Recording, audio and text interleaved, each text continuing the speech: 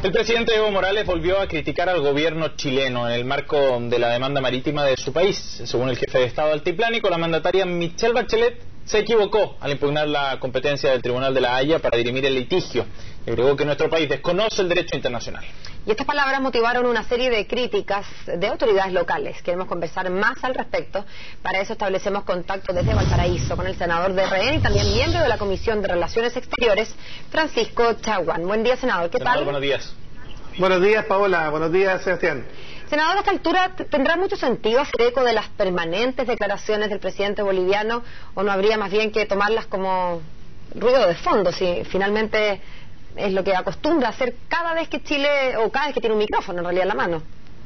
Sí, pareciera que vamos a tener que acostumbrarnos a este constante ruido de fondo de declaraciones, no solamente del presidente Evo Morales, sino también del vicepresidente García Linero, sobre todo considerando que estamos a puertas de un proceso electoral interno en Bolivia. Y pareciera que justamente el acceso soberano al mar se ha transformado por parte de Bolivia de un instrumento de política interna, y en ese mismo sentido el llamado que uno hace es que haya mucho menos demagogia por parte de Bolivia y que en definitiva hacerle entender que ha perdido una oportunidad importante en términos de poder profundizar las relaciones entre el pueblo boliviano y el pueblo chileno. Teníamos una agenda de 13 puntos y claramente estas declaraciones lo único que hacen es radicalizar las posiciones y por supuesto no ayudan en nada para que Bolivia efectivamente pueda reencontrar el camino de la integración con los pueblos chilenos y con los pueblos limítrofes finalmente. Senador, ¿por qué dice demagogia? Primero, sostener que Chile desconoce el derecho internacional porque interpone las excepciones previas que están contempladas en el derecho internacional. Además, aludir a la condición de mujer y la condición de género de la Presidenta de la República y a su condición de militante del Partido Socialista para los efectos de buscar algún tipo de acercamiento, me parece que eso es demagogia.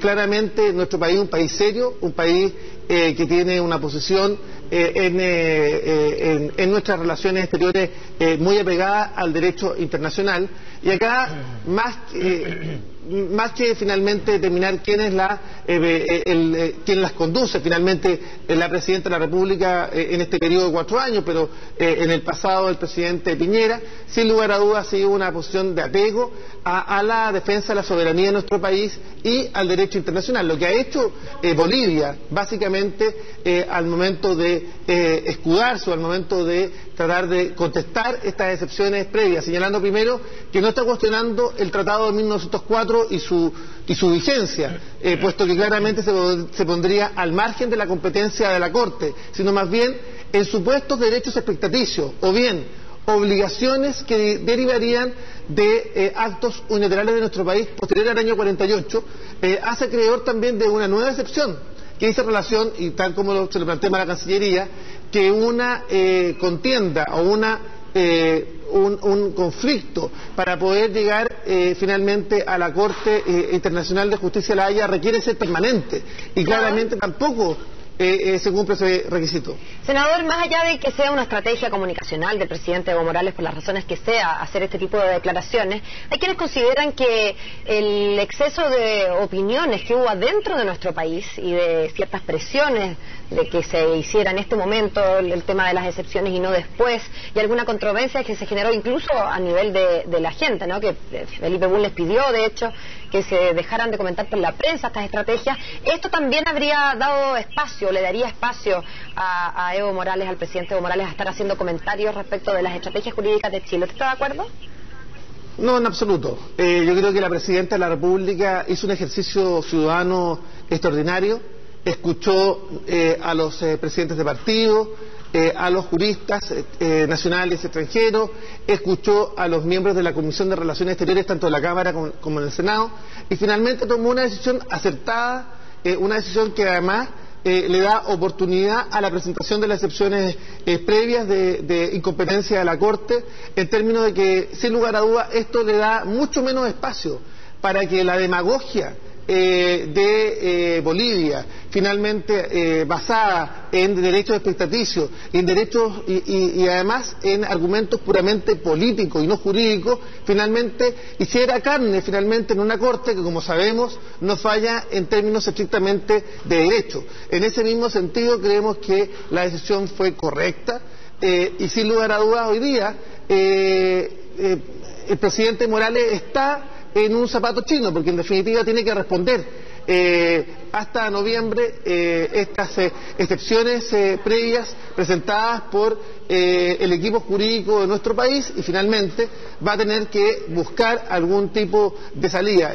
Los plazos se acortan sustantivamente y sin lugar a dudas esto va a afianzar, desmitificar uno de los argumentos sustantivos de Bolivia. Bolivia tiene acceso al mar y tiene un acceso al mar privilegiado. Y esto también ha sido parte de la estrategia de Chile para los efectos de develar que Bolivia tiene una condición única dentro de los países mediterráneos en términos de tener potestad aduanera, poder transitar por nuestros puertos, incluso armamento. Tiene incluso la posibilidad de almacenaje en los puertos de nuestro país hasta por un año, y en ese mismo sentido no nos cabe la menor duda que uno de los hitos clave de la argumentación boliviana se ha caído a pedazos. Bolivia tiene acceso al mar, y un acceso al mar privilegiado otorgado por nuestro país. Senador, queríamos terminar con una pregunta relacionada a otro tema, pero que me parece relevante, que ya genera discusión dentro del Congreso. Esta propuesta de parte de algunos parlamentarios de su partido, Renovación Nacional, de aplicar un test de drogas a los parlamentarios como un requisito para ejercer el cargo. ¿Qué le parece a usted este proyecto, la idea? Bueno, primero señalar que parece que estuviese poco informada la directiva del partido. El proyecto está presentado en 3 ocasiones anteriores por el parlamentario que le está hablando. Lo presenté en su primera oportunidad el año 2006, volví a la carga con una reforma constitucional el año 2008 y el año 2011 volví a presentarlo esta vez en el Senado. Yo creo que efectivamente hay que exigirle un nivel a los parlamentarios quienes ejercen cargos de representación y en ese sentido creemos que no tengamos parlamentarios drogodependientes o que finalmente puedan de alguna manera condicionar sus tomas de decisiones finalmente a por ejemplo el consumo de ciertas sustancias. Por supuesto nos parece a nosotros relevante. Nosotros hemos señalado claramente que acá una cosa es la condición de consumidor, otra es la de drogodependiente, y en ese mismo sentido nosotros hemos señalado que las democracias se empiezan a carcomer por dentro cuando finalmente la droga llega justamente al Parlamento o llega a las instancias de decisión, como ocurrió fundamentalmente en Colombia. Por tanto, yo apoyo no solamente, sino que soy autor de esa iniciativa. Senador, gracias por el contacto desde Valparaíso. Que tenga un buen día. Muchas gracias, hasta luego. Igualmente, hasta luego.